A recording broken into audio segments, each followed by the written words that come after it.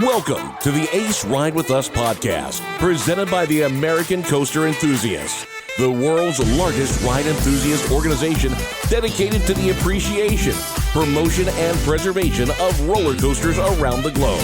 Please keep your hands and feet inside the podcast at all times as we welcome in your host from CoasterCon 46 in California. Hello, enthusiasts. It's your host, Jessica Gardner.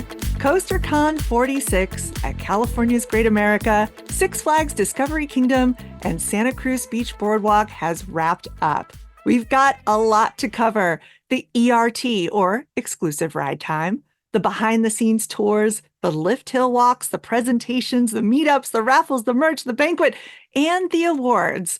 And they don't know I'm about to do this, but I'm just so excited that two of our team members were the winners of the prestigious Spirit of Ace Awards, officially known as the 2024 Philadelphia Toboggan Coasters, Inc. Manufacturers Award, given yearly at the banquet to people who embody what an exemplary ACE member should be. And these two people, in my opinion, truly go above and beyond and out of the stratosphere for this organization with all they've done for communication, promotion, and social media, and how much they truly show up for this club and its members.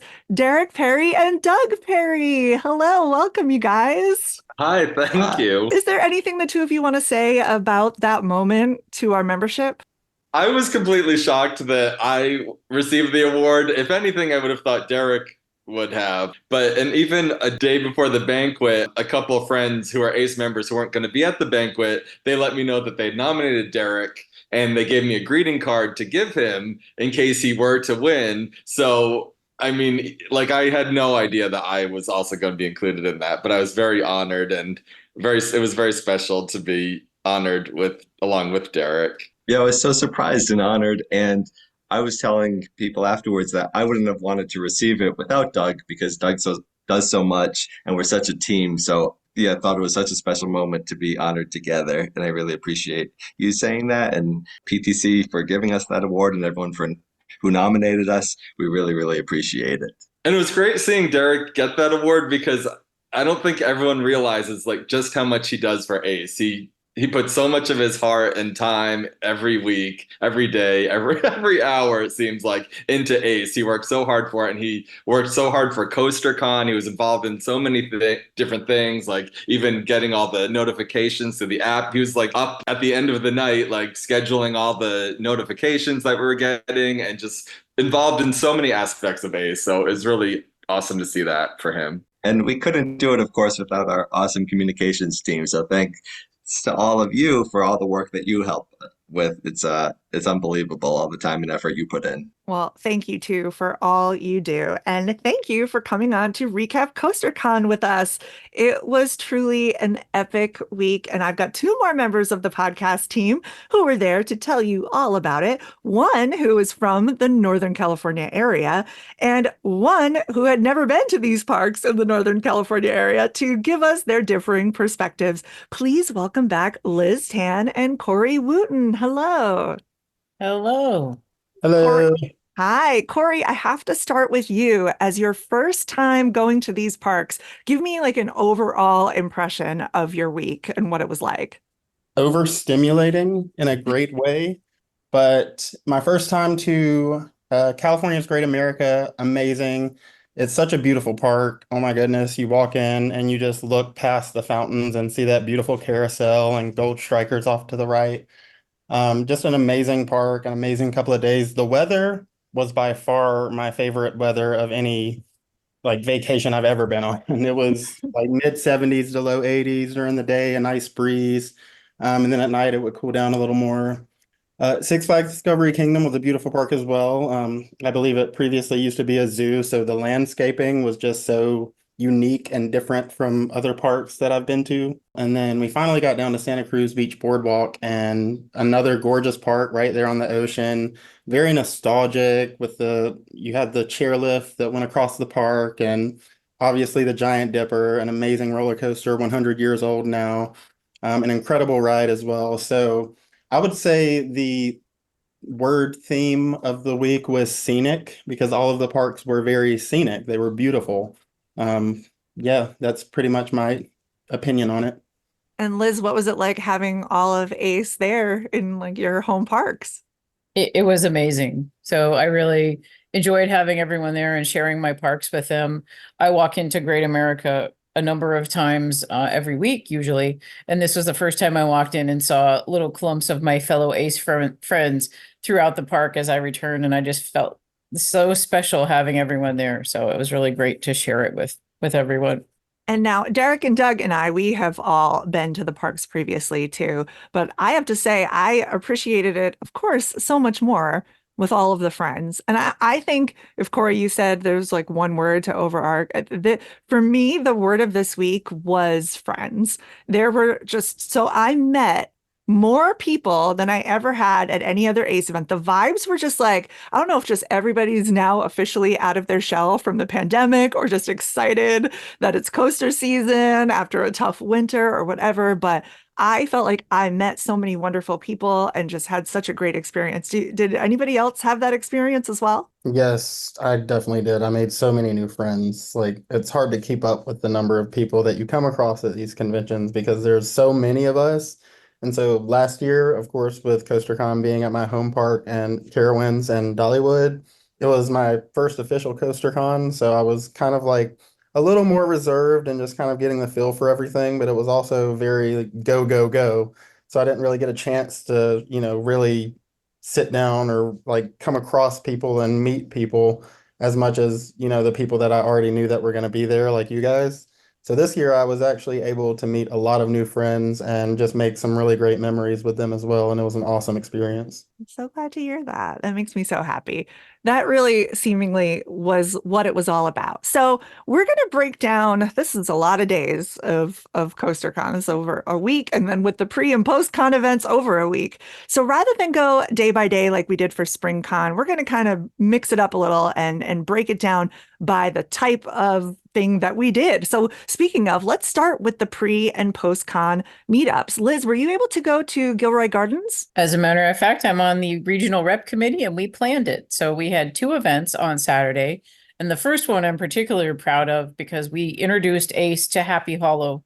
It's a local gem here in San Jose, and it's the home to two aero rides, one of which was one of two ever made. So it's pretty special, and every kid in San Jose grows up going there at least once, and we all have pictures of our kids on those aero mini putt-putt cars.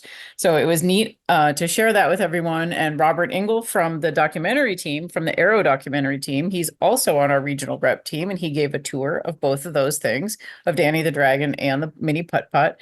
And it was just nice to share this little local gem with ACE members. The park had never heard of ACE, so their typical event is like a 4-year-old's birthday party. So having 73 adults come over was a real treat for them, and they were just so gracious. So we give many, many thanks to everyone at Happy Hollow for welcoming ACE because it was a lovely, sweet, short event. It wasn't a thrill seeker event, but I think it was a nice way to start the week. And then in the afternoon, we had planned an event at Gilroy Gardens, and I got a little teary-eyed, I'm not going to lie, when I looked at the big tent in the middle of Gilroy Gardens. Now, normally our events are a little smaller and we'll have maybe 2 tables and we'll share that tent with the regular park attendees during our events. Here we had the whole tent. It was all ACE. So we had over 120 people. It was our second biggest event in regional history. So I'm just thrilled that everyone enjoyed it and we got to share 2 local gems with people before con even began. Liz, I have to ask because I did not get to go to this pre-con event at all. Gilroy Gardens, is there like a must-eat garlic food there? Like what would you tell people? We had garlic funnel cake served at the What? event, so it was delicious. It was like a regular funnel cake, and then there was a whipped cream or a topping that had garlic in it. And when that's done, it's usually fairly mild. It's not like you're going to have garlic in an Italian, dish. It's just very mild and delightful. So that was really terrific. And then I think garlic fries are just always a winner. Yes, that sounds amazing. I bet it smells really good in that park too. And then we had, let's cut all the way to the post-con events because obviously these are not included in your regular CoasterCon price, but they are optional events that you can go to. And I believe Pacific Southwest organized the after con events. There was the Saturday at Magic Mountain, or just the one event, right? Saturday at Magic Mountain. But then I know a lot of people went to Knott's on Sunday. And there actually was an informal meetup too on the Sunday at the San Diego Fair. Yeah. Oh, that's right. The San Diego Fair. That's right. Corey, you went to Magic Mountain. Was that your first time at Magic Mountain? Indeed, it was. It was my first time at Magic Mountain, and I'm also one of the people that attended Knott's on Sunday as well. What did you think? Magic Mountain, I have to go back. I needed more than one day. Yeah. Amazing park. Like you just walk up to it and all you see is coasters. Like that's all you see for miles. It's just amazing. Knott's, I loved it. I loved it so Yes. much. It's like one of my favorite parks now. It is so cute and just they had like a hoedown going on and we saw a show and it was Knott's is amazing. So both of those parks are incredible. Six Flags is definitely for like the thrill seeker. Like if you're going to ride coasters, like that's what you're going to that park to do. Whereas Knott's, you go to ride coasters, but you just have all of this other energy and the berries. There's berries everywhere. Just boysenberries among boysenberries. I had a boysenberry icy, best icy I've ever had. So Best icy I've ever yeah, had. Yes. uh, Oh, I'm so glad that you loved it. That makes me so happy to hear. mhm. Any favorite coasters from the entire week? So I have to say, Saturday night during the Magic Mountain post-con event, we closed out the night with ERT, and we had it on Twisted Colossus, Wonder Woman, Scream, and I think Batman. And all of these are great coasters. However, I closed out the night on Twisted Colossus, and I was sitting in the front row. And as I sit down, the ride op announces, "Well, you all got a perfect duel." So they send us off and we meet the other train going up the track and it duels perfectly. We get back to the station and no one's in the station and they're like, "You guys want to go again?" And we're like, "Of course. Why would we turn that down?" Another perfect duel, second time in a row. Get back to the station. Want to go again? Another perfect duel, third time in a row. So Whoa. I got Twisted Colossus three times in a row, perfect duels in the front row.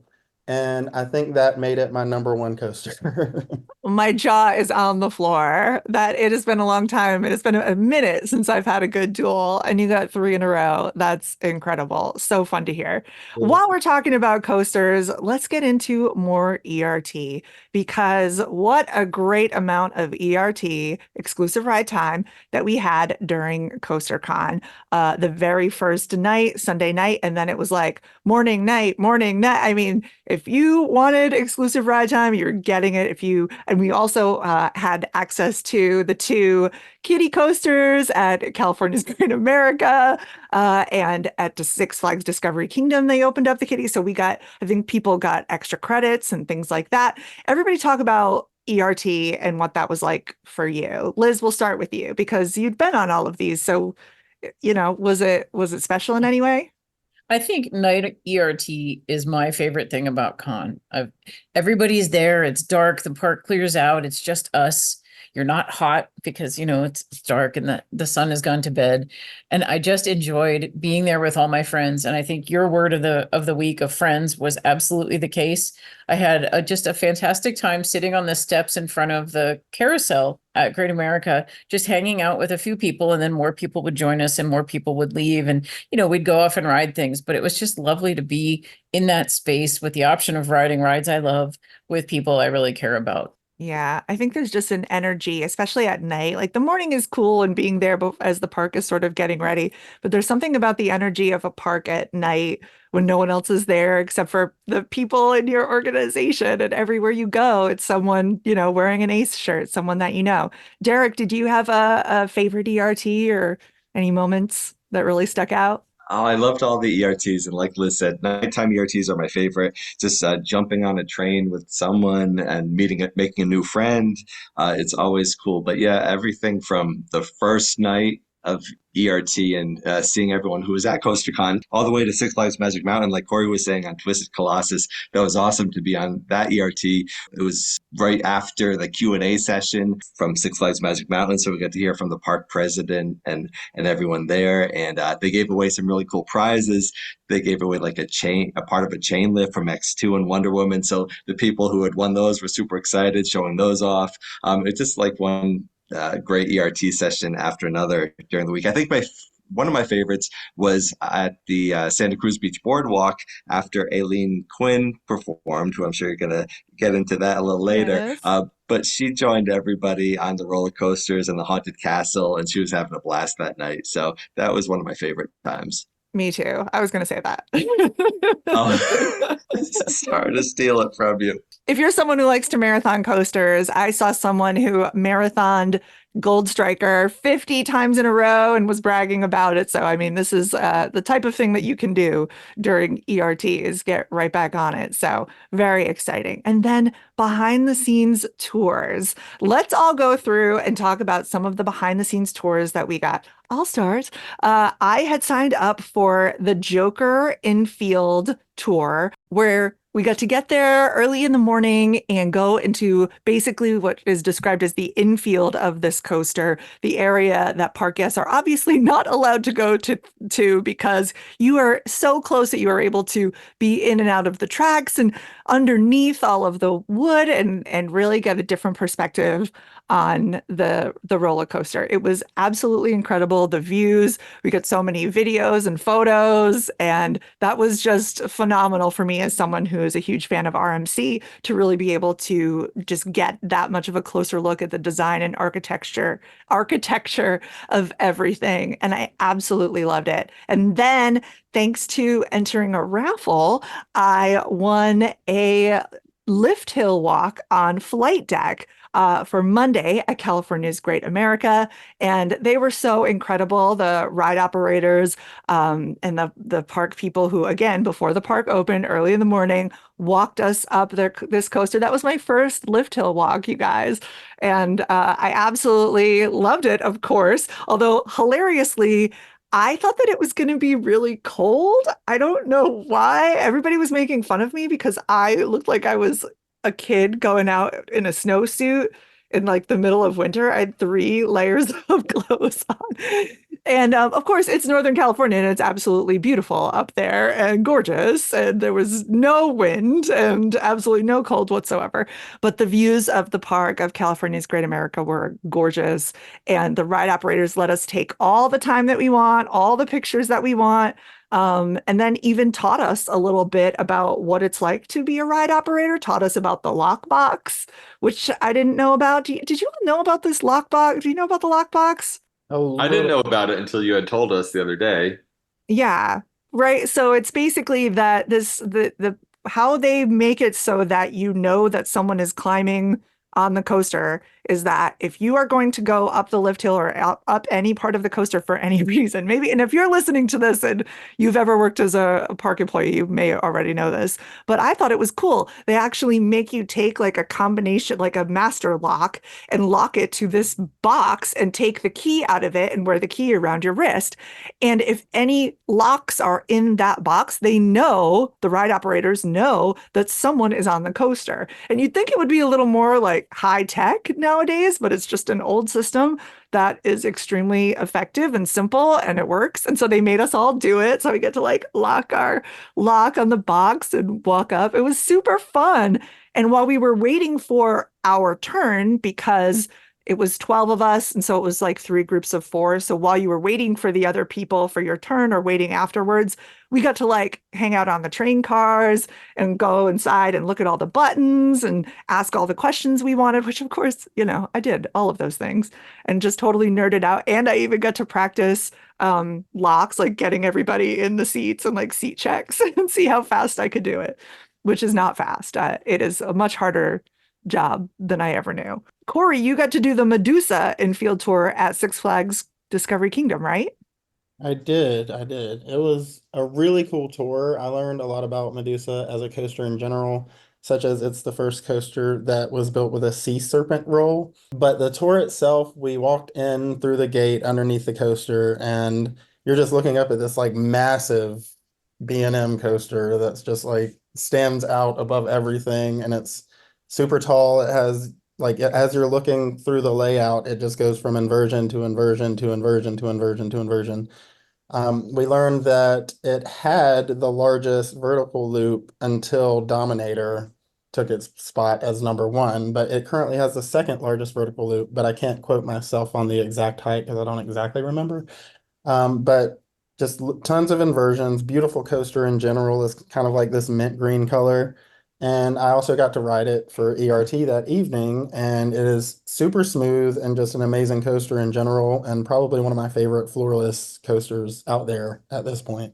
For sure. And Liz, you did an interesting tour. You did a food and beverage tour. Can you tell us about that? Sure.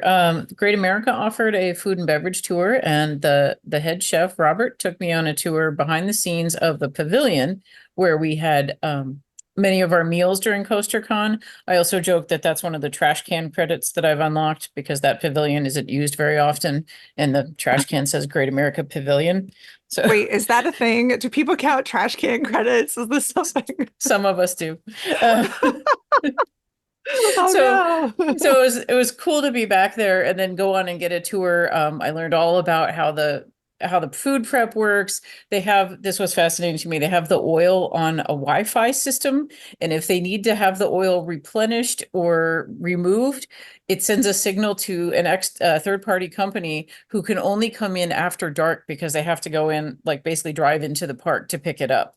But it sends a magic, like a bat signal out to this company, and they take care of that. So that was fascinating to learn. I also learned that the head chef for Cedar Fair, there's actually two. There's one that handles the big three parks, Kings Island, Cedar Point, and Knott's Berry Farm. And then there's a different chef who handles the remaining 9 parks. And so our chef here reports into Chef Henry, who handles those 9 remaining parks. He also walked us through how they decide on menu items for the different food festivals. I complimented him on the pozole, which is absolutely one of my favorite dishes at Great America in Winterfest. And we had a great chat about how everything worked. And then I got handed off to the back of house food and beverage manager, Ruben, who showed me how they make funnel cakes there in New Orleans Square. And I got to taste a little funnel cake at the end of the tour. It was really fascinating, and we're hoping to have something similar to that for a regional event in the future. Oh, So cool. it gave us great ideas at the same time. Love it. Always thinking about your other members. That's awesome. Thanks for doing that. And Doug and Derek, I know that you all, because just so everybody is clear, if I didn't mention this at the top, when you're signing up for CoasterCon, that includes a behind the scenes tour, but you have to go into the website when those tours, behind the scenes tours, are released and sign up for them. Usually at SpringCon, we were able to do all of them, but because of the amount of people that went to this and the limited numbers that they are able to do for these tours, you had to sign up for one, but it's included. And then Doug and Derek, so you guys didn't sign up for one because I know that you thought you were going to be so busy, which just says so much about you. But then you were able to actually do a lift hill walk yourself. Can you tell us about that? Well, yeah, we had to make room in our busy schedule for a lift to walk because that opportunity doesn't present itself all the time. And also there was the haunt walkthrough too, which I think was open to everyone, but you didn't have to schedule that in advance. But yeah, so and thanks to you, you were checking our raffle tickets, so you helped us out with that lift hill walk for the Joker, and that was so fun. I think the first lift hill walk and the only other one that I ever did was Medusa at Six Flags Discovery Kingdom 10 years ago at the last CoasterCon. So I've only been on lift hill walks, I think, unless I'm forgetting something, but at Discovery Kingdom, and it was so cool to go up an RMC lift hill. And I actually you had already mentioned those lock boxes, so I saw them doing that, which was cool. And then and we got great views. We saw everyone on the Medusa lift hill walk tour. Saw them on the lift hill, and we got pictures of them, and that was cool seeing them across the park doing the same thing that we were. And it was, yeah, the views were phenomenal, and it was a great experience. So moving on, let's talk about the meetups. Because one of the things that we always like to do at ACE events are schedule some peer group meet us, because coasters connect us, but other factors bring small groups of people together. And it's just an opportunity to meet other people. For some people, it's hard to walk up to people that they don't know. and introduce themselves. But sometimes when put into a group like that, it's a little bit easier. There's usually a group photo, and then everybody rides an attraction or a coaster together, such as solo to con, people who came by themselves, tweens, people on the spectrum, a pride ride, a women's ride. Then, of course, all of the different regions had their own meetups throughout the week. But Derek, there was a little bit of a special, what's the word, incentive this time with the meetups. Can you tell us about that? Yes, so we've been doing these meetups for a while, and during the ACE Spring Conference, Ben Weinrock from the ACE YouTube team came up with the idea of how about we do a punch card to encourage more people to go to the meetups. Combining that idea with Jess Nemec's idea, she had brought stickers to CoasterCon last year, so we made up a card, and everyone received a meetup card at registration with all the meetups listed on that card. And then every time they went to a ride, the meetup leader would give them a gem, and they would collect gems on these cards. And at the end of the week, the people who collected the most gems and went to the most meetups won a prize. There was one person who went to every meetup, which was super impressive. There was also someone who went to the most region meetups. It was a lot of fun. It brought people together. It was definitely a way to connect with new people. And no matter if you're part of that group or an ally, you are welcome to attend all these meetups. My favorite part of the meetups was we got to plan where and when the NorCal region meetup was going to be. So naturally, we got to pick Gold Striker. So I was happy. It was awesome to have everyone join my favorite coaster. That's awesome. I love it. I like that you're like, we got first picks. Yeah, there do. was no option. It had to be Gold Striker. Speaking of groups getting together, besides the meetup contest, there were other contests that happened this week, such as the Rubber Ducky Regatta, which happens every year. It is basically sort of a raffle, like you buy a duck, that money goes to charity, and your ducks are raced in a pool or a lazy river. And this year was no exception because what's it called? South Bay Shores, Liz? That's right. Is the water park that's right next door to California's Great America. And that's where the Rubber Ducky Regatta was held. And it's just really hilarious, as usual, to be able to watch the Rubber Ducky Regatta happen. My duck did not win. He came somewhere in the middle. He was the ducks every year are different. So last year it was like a duck in like a little bathing cap and a cute bathing suit. And this year the duck was holding their cell phone and on like an earpiece. So that was the Rubber Ducky Regatta. And also there were raffles for the Lift Hill walks, as we mentioned. There were, if we call silent auction, are we calling that a contest? The silent auctions this year may have been some of the best I've ever seen. I looked at every single one of them, and as you may know, I collect vintage theme park things, and these silent auctions are my weakness. And there were such good items, whether they were donated by the park or, as it turned out, some of our ACE members who have recently passed, they donated their collection to ACE membership. I did notice your name on a lot of those bid sheets. Especially at Santa Cruz Beach Boardwalk. I wanted everything. I won nothing. People outbid me for all of the things, but I was there early. And so I was like, I want to get my early visit. I bid on so many things and I got nothing. But that's all right. There was something I was bidding back and forth with two people who were from the Northern California region on. It was a sign, keep hands and feet inside the car from the Great Dipper.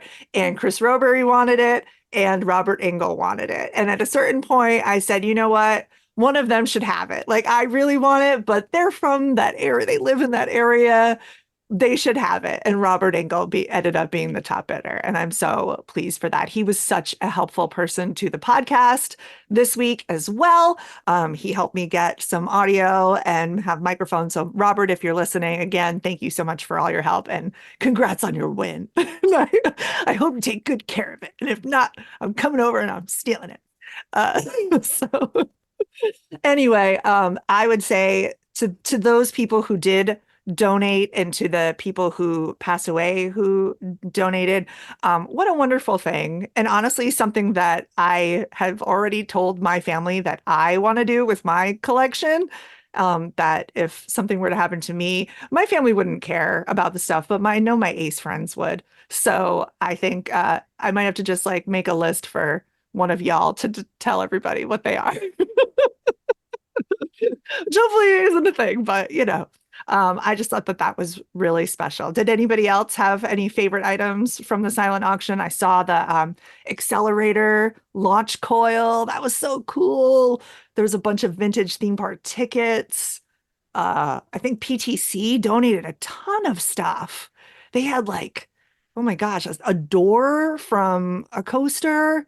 And that was from Paul from my region. Oh, nice. So yeah, some of that had been in folks' personal collections, and then they, for whatever reason, they donated. So there was a wide range of amazing stuff to check out. I agree. So, way to donate, and that's just so amazing. Oh, plus, speaking of merch and items, the amazing Ace General Store merchandise clearance tables and all of the t-shirts and things this year was so well organized, so wonderful. It was one of the first things that you see when you get to CoasterCon. You go to the Ace Lounge and pick it up. And I just want to shout out to the merchandise team this year who had more stuff than I'd ever seen, from fanny packs and flip belts and vests, zippered pockets in jackets, you guys, and all sorts of different things. Did y'all buy anything? Because I got a lot. Yeah, there were a lot of good items. Yeah, Joseph Ciza and Xander Lee, they came up with some awesome stickers and patches and everything. The t-shirts I loved, and Evangelos Ringus helping with sell all those pins and everything. So Yeah, many pins. I got some pins. There was a CoasterCon pin, and I loved it. Yeah, there's so much to buy. And then a couple people had booths. Like there was a guy who wrote a book. Yeah, we met Bill Shea and we interviewed him briefly about his book, A Grandpa Joe Day, which is a very cute book about his day at an amusement park with his grandpa. Oh, nice. And I got to meet Dale Samuelson, who everybody knows apparently except me, but he wants to be a guest on the podcast. He has written, of course, books about theme parks, and he had a pretty amazing booth of vintage merch and stickers and postcards. And I know that Hunter Lawrence from Gravity Group, who's an ACE member who was at CoasterCon, she went and looked at his vintage t-shirts. As we learned from the Gravity Group presentation at SpringCon, she collects t-shirts. And I think she like bought out half of his stack of t-shirts. She was wearing them all week, and I had a great conversation with him. I bought a couple of grand opening buttons from him, and I can't wait to have him on the podcast and talk about the early days of ACE. I think he's like ACE member number 2, and so his booth was really cool. And yeah, it was just awesome. I really loved the ACE General Store this year and the ACE Lounge at all of the locations. I'm going to go with especially Six Flags Discovery Kingdom. Theirs was amazing. But for those who don't know, at each of the parks, they usually set aside a little area where throughout the day, ACE members can stop by and sort of have their own private place to relax, have a soda, have maybe a snack. And then, of course, that's usually where we also have the food. And this year, the ACE photo contest, which was at California's Great America in the ACE Lounge. So while you were there and taking a little break from the crowds, you could go and grab your sodas and check out the photo contest. I think there were more photos this year than ever before. Did you all see them? There were so many, and some of them were absolutely stunning. Like I remember last year, about 5 like really sticking out. This year, I had like 10. And it was so hard to whittle it down. You pick for your top 3. And it was so difficult for me to choose. What did you think, Liz? I didn't get a chance to look that closely. I ended up having to work a bit. So I worked from the pavilion during the week. I discovered that when you're on a conference call, you need to mute exactly 2 times while flight deck is going by. But I didn't get to check out the photo contest as closely as I would have liked. Well, that's nice that they have that area for you then. But it was terrific. Yeah. Yeah. But yeah, it worked out. I think a lot of us were working, having a working week. What did you think, Derek? Yeah, I thought the pictures were amazing. Ace members are such talented photographers because they know these coasters so well. And John Chen, he came actually in second and third place with his two photos of Monster and Vertigo. And then Jason Huber had a photo of the Thunderhead chain lift, which was a really creative photo, I thought. I That voted for came in. that one. Jason Hooper, great job. There was just something about that photo that just really, I don't know, it just sort of, everything else, a lot of things had coasters in them, but this one was just such a unique view of the coaster. I don't know how he got that shot. He must have done a lift hill walk himself or something. Yeah, that's what I was thinking. It must have been on the lift hill walk. But yeah, really cool, creative. Yeah, so if you're someone who likes to take photos, make sure you save those photos for the Ace Photo contest that happens at CoasterCon. I don't think that you have to attend CoasterCon to enter the contest. Am I right? You just have to get the photos there. So you have to know someone who's attending and make sure that they take the photos with them, I think. Oh, okay. Good to know. Either way, and then they got prizes, didn't they? Yeah, they got plaques. Yes, at the banquet, the winners were presented with plaques, and John seemed very surprised. And he had one last year too. He placed with one of his photos of Pipeline at SeaWorld Orlando. Oh, cool. And what do we do with those photos? Do we post them on the website or on Instagram or anything? Yeah, so they'll be on social media and also in Roller Coaster Magazine. They'll be published in there. Wow, that's so cool. Well, congratulations to those two people. That's so cool. So yeah, you can submit multiple photos. And then of course there's the Ace video contest, which is not at the Ace Lounge. You had to attend one of the presentations. Before the presentation, we show the short form videos and the long form videos.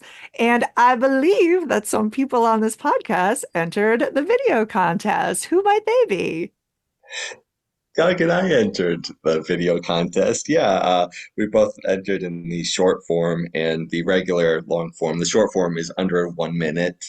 And Luke Fillion, of course, he won as he does almost every year with his great parody songs. And he did one about the Beast this year, very deserving. And I would like to encourage everyone who, if you put together videos for your social media or you just like to record roller coasters or whatever the case may be, please enter next year. We would love to see your entries. And it's really easy to do. You just upload them, email them, and then you can and then everyone can check out your videos and then you can win a plaque too. Yeah, there are a couple rules, right? They can't be on-ride videos. They have to Yes. not be that. So you've got to be creative and figure out that. So did you guys win any awards or place or anything? Derek, yeah, came in second in both the standard long form video and the short form video. So he won too. He beat me.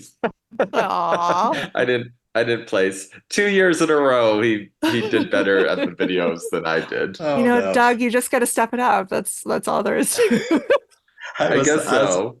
I liked your videos better. And I just love taking videos and wanted to participate. But I would love it if Doug won and other ACE members won. So please, submit your videos next year. I'd love to Yeah. see your videos. Yeah, we need more submissions for sure. We want more people to be involved in Yes.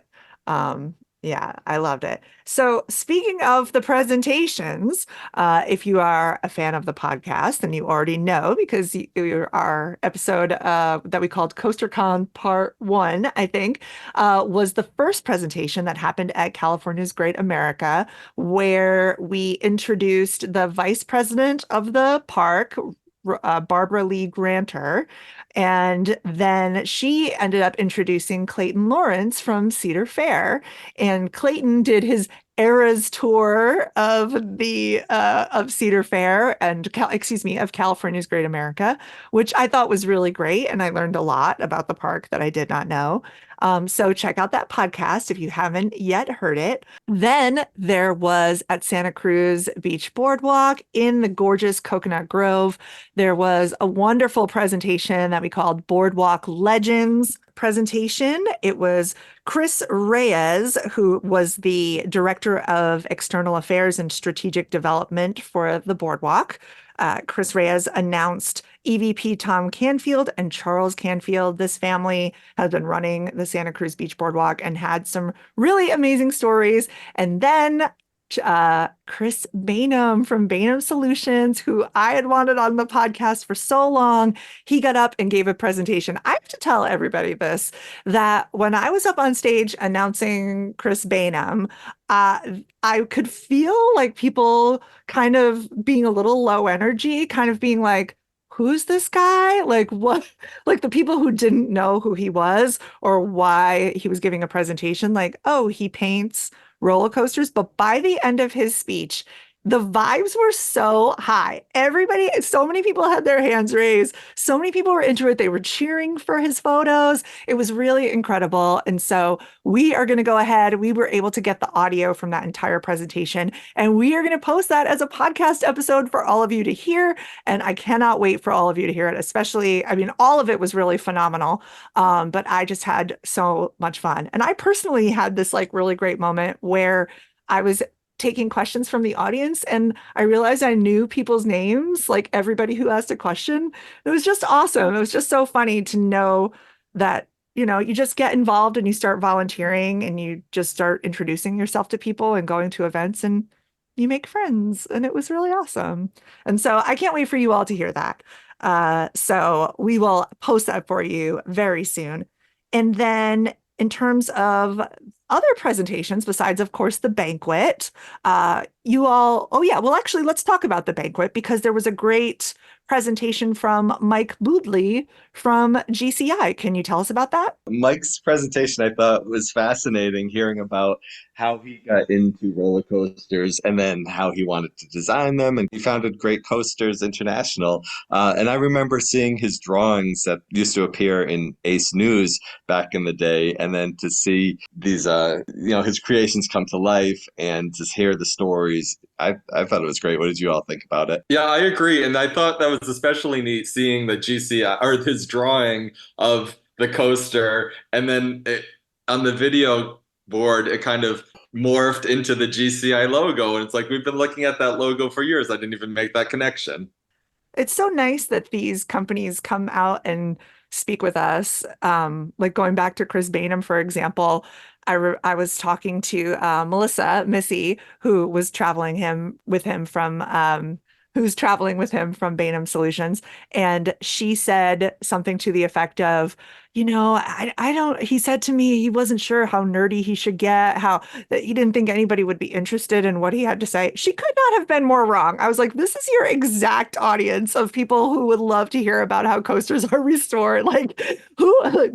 Trust me, he's going to have like the best speech of his life. He's going to have the most active audience he's ever had. And of course, afterwards, he was glowing and beaming and he was so happy he'd come to speak to us. So I just love that people want to speak to us and come out for that. So very cool. And thanks to the NorCal team and everybody who made that happen from PTC and all of that. So great. And then in terms of I don't know if we're really calling this a presentation, but there was at the Santa Cruz Beach Boardwalk, they told everybody to look under their napkins, and there were a couple people who had gotten brass rings, and they were allowed to bring a guest on an underground behind the scenes tour of Santa Cruz Beach Boardwalk. And I was one of those plus ones and got to go. And we were not allowed to take any photos or videos underground, of course, but we had an amazing tour guide whose name was Tish, who had worked at the boardwalk for years and years. And they had called her and asked her to come back and give this tour. And it was so cool to be able to go underground. And I interviewed her a little bit, and we're trying to find out if we can post that interview, but we're going to ask the boardwalk if they'll allow us to do it. But what she had to say, all of her different stories, if you're someone who loves the boardwalk, to be able to go underneath, I mean, this whole it's this whole boardwalk is ran underneath it. The amount of hallways and mechanical rooms, like, I mean, basically you can get from one end of the boardwalk to another underground. And she was like, right behind this wall is the cave train adventure. I was like, what? Like, just kind of blows your mind. And she kept telling us what was above us. And it was such a cool conversation. And I feel extremely blessed to be one of the 18 people who were allowed to go on that. Were they really small hallways that you went through, or? No, it was pretty No. spacious. I mean, it seemed like you were just in an office building for the most part. But there were all these different like hallways and just different way. Like it kind of reminded me of like the underground tunnels at Disney almost. Like it really was just so smart. And I was like, how often has this gotten flooded? And sure enough, a part of it had gotten flooded before. And now they have up these amazing steel beams to protect it from earthquakes and flooding. And and there's different ways of getting water out of the underground if it does make its way under there. It was really cool. Liz, That's you've been funny. under there before? Yeah, we've had on some of our events, we've done the maintenance tour. We had just done the section that is underneath the Giant Dipper and more towards the cave train. So I also got to be a +1 in the tour you went on. I think I went a little later than you did in the day, but it was fantastic, and we got to see those office type areas that you were talking about, and then go all the way down. And at one point, Tish said, "Oh, well, I think the Fright Walk is just above here, but if you don't believe me," and then at that moment, you heard a big roar from inside the Fright Walk. So it was clearly we were right outside of it. That was pretty neat. And then we also got to see the employee break area, which was far more interesting than you would think. They had a lot of, right? They feed them, they have a little cafeteria for them, and they have all these different ways that they celebrate their employees, and they provide them with free sunscreen. We saw the big jugs, but it was just neat to see the way they treat their employees, which is very, very well. I agree. I agree. That was really, it was surprisingly interesting to look at. And also just because of the views that they have. She says, have you ever seen an employee break room with this view? And it's just the gorgeous beach. Like it was just right outside their window and they're taking their breaks. Like, oh.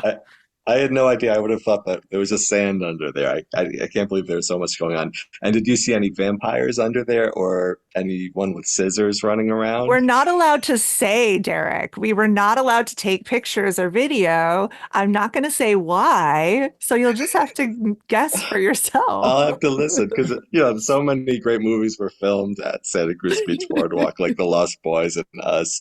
When I went into guest relations, they had all the movie posters on the wall of all the different movies that were filmed there, and there was like a dozen of them. Yeah, Wow. there's so many. It's just one of my favorite places in the whole world. And I was just really excited. There were definitely some people I heard on Wednesday when we were at Six Flags Discovery Kingdom that were saying, why one day at Discovery Kingdom and 2 days at Santa Cruz Beach Boardwalk? Like, who made that decision? Who made that call? And I was like, just go. You'll see. Like, just wait. You're gonna want 2 days at Santa Cruz Beach. And sure enough, by Friday, they were like, oh my gosh, I'm so happy. We had so much fun here. Because, when you're counting the different coasters that are at these places, I can understand maybe the question behind that. But literally anybody who said that by Friday was like, I get it now. This place is amazing. Nobody wanted to leave. I didn't want to leave. I can't wait to go back. It's really a special park, and when you walk through, every single attraction has every single effect working. Smoke blows when it should, and something might spit at you when it's supposed to, but it's all working, and it's all just so charming. It's really an unusual place, so it was pretty awesome having everyone there. Yeah. Oh, it was so great. And just to see other people fall in love with it as well. And then to learn even more. Every time I go there, I learn more about this park's history. And so, yeah, I'm a huge stan, a huge fan. Santa Cruz Beach Boardwalk. Yes. There it is. Santa There it Cruz. is. There it is. Thank you. I needed the help from the pun kings over there. Finally, I think that we need to talk about the business meeting, because one of the things that happens during the week at CoasterCon every year, and really one of the main reasons I think CoasterCon happens, is because we have an open business meeting. I believe we talked about this last year on the podcast as well, and it was at Dollywood. This year it happened at California's Great America inside the theater.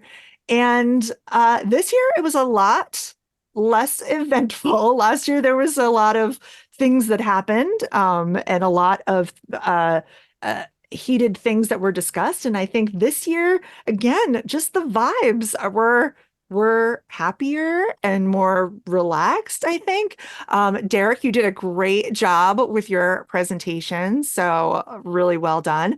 But for those who don't know, it's something that you can go to, and honestly, you should go to. And I just want to give a shout out to all of the first time con attendees who attended the business meeting, because there were a lot of people when they asked who is here for the first time and who's attending there first.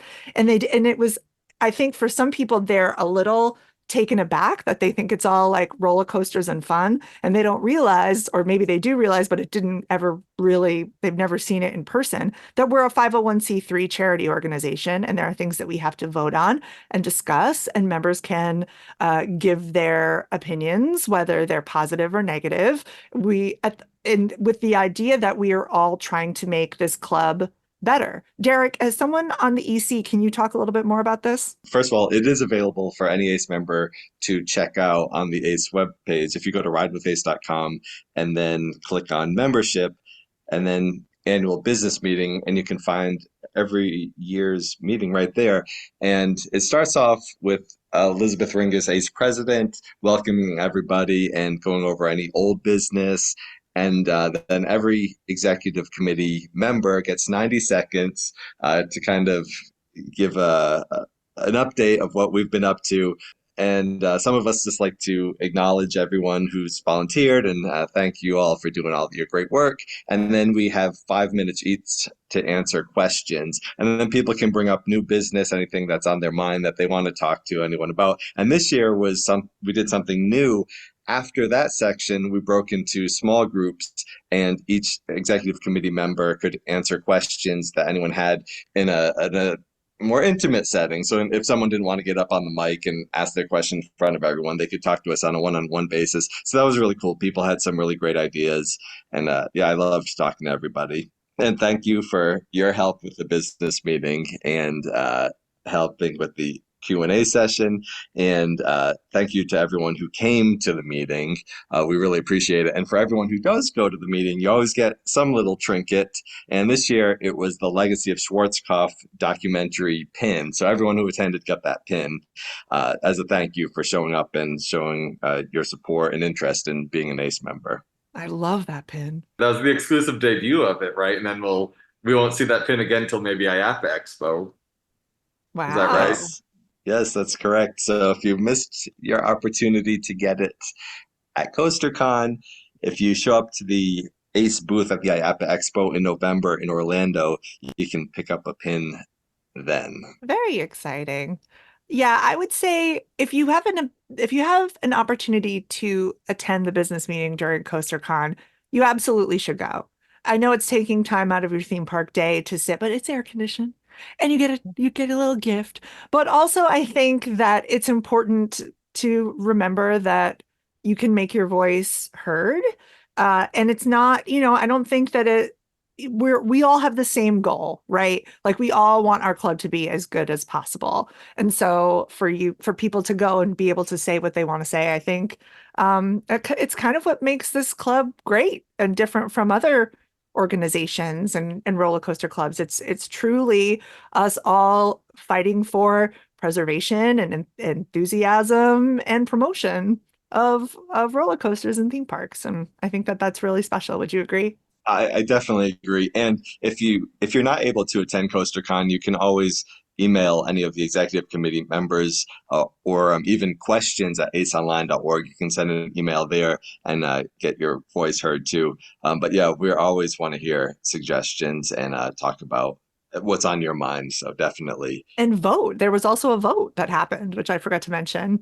But I really liked hearing from all the different executive committee members that they were all open to any thoughts and suggestions at all time and just kept encouraging reach out, questions at aceonline.org, questions at aceonline.org. So very cool.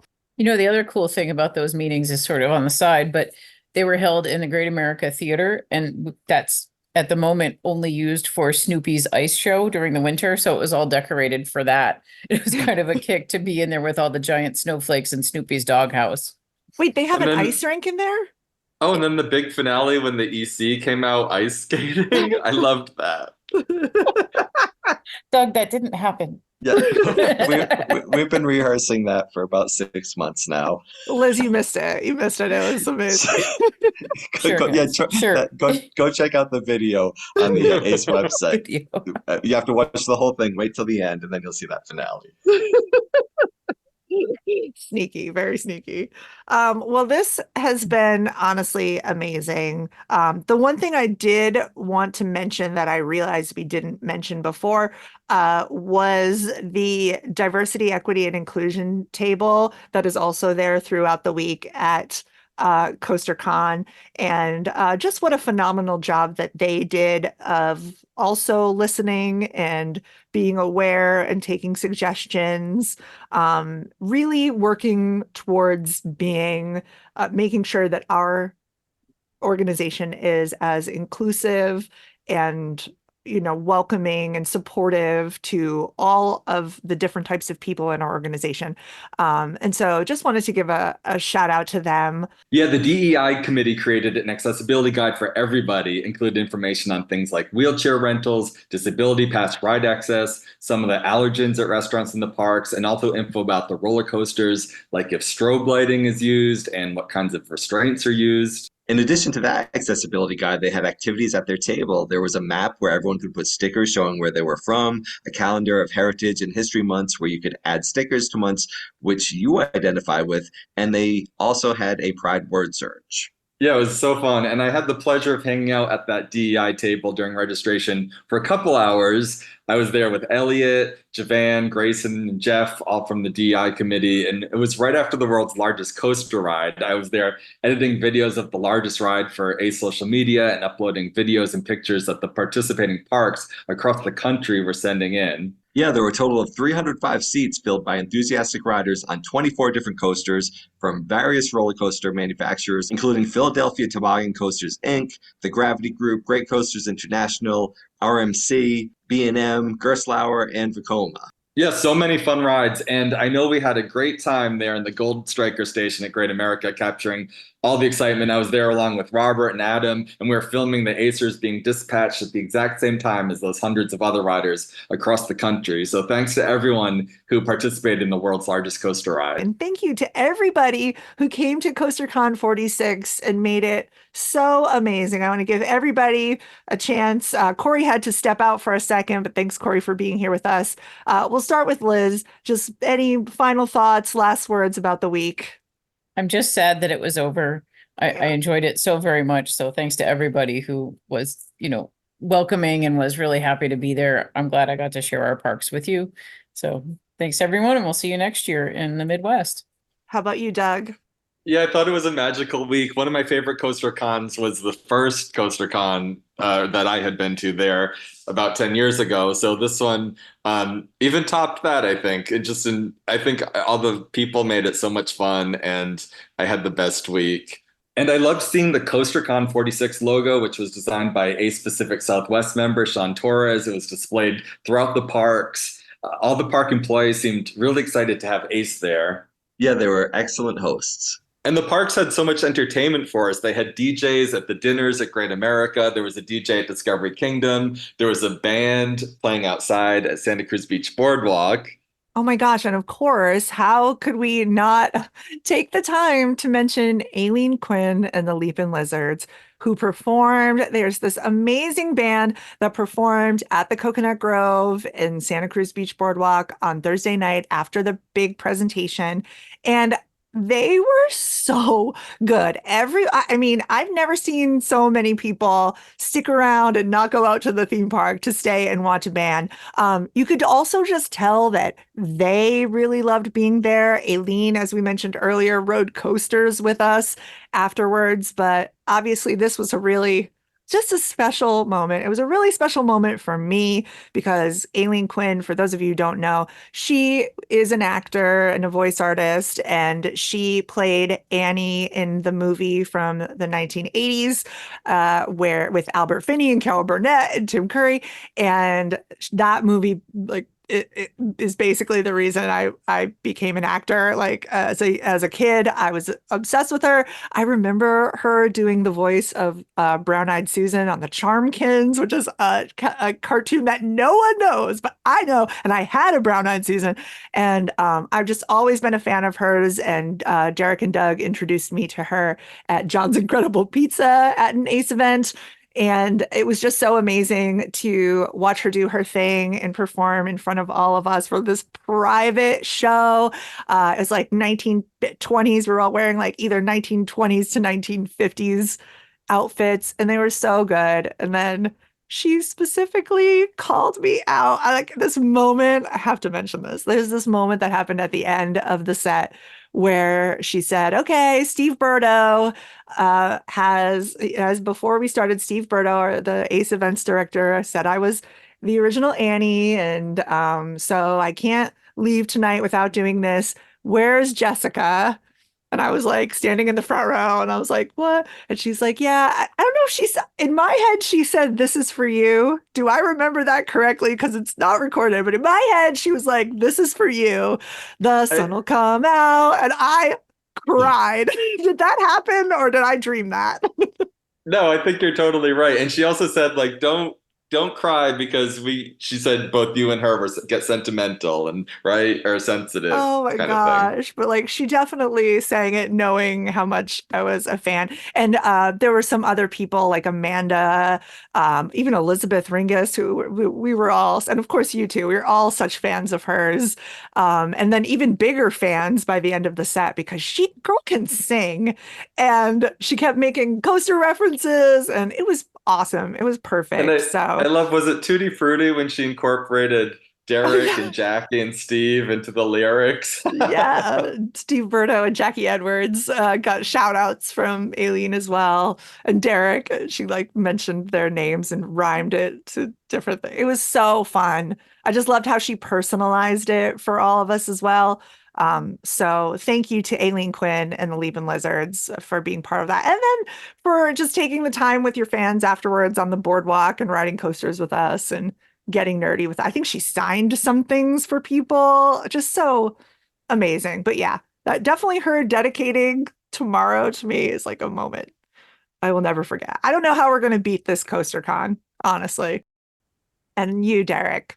I think the people, obviously, in ACE who made it happen, we're so appreciative of all the volunteers and also all the parks. For example, Jordan Bishop, who's an ACE member at Six Flags Discovery Kingdom, He was awesome. Yeah, they did so much for us. And that buffet, one of the meal that we had there, and they had that separate line for vegans, vegetarians, gluten-free diets. That was unlike anything I've ever seen at an event. And that was so awesome that everyone who had those needs had their own delicious food line. So thanks to Jordan and everyone there for that. California's Great America, Crystal and Daniela, Valerie from Cedar Fair, they were awesome and came up with some great ideas that we could do on social media. Everyone was so helpful. And there were people from all over the world. There were ACE members from Australia who were at CoasterCon, which was really cool. There were about 500 ACE members who were at CoasterCon this year, and they were from all over Canada, Chile, Australia. 35 different states were represented, and it was just, one of my favorite CoasterCons that I've ever been to. And do you know by chance how much money was raised from our charity efforts? I do have the fundraising totals from CoasterCon. For the archives, $560 total. National Roller Coaster Museum, $1,289 total. And get this, for preservation, $4,656. So in total, that was $6,505. And that includes the raffle, t-shirt sales, and all 4 auctions. It doesn't include the Rubber Ducky Regatta profit yet. We haven't seen the amounts on that. But thanks to everyone who participated. But that's amazing that there was a total of $6,505. And now to close us out, here is a word from ACE President Elizabeth Ringus. Thank you, Jessica. CoasterCon. Wow, what a week. I feel like I was just sitting on the precipice of it starting, thinking about how it's truly a marathon, not a sprint. I knew I would be exhausted, but as I get back to real life now, I realize it's such a good exhaustion.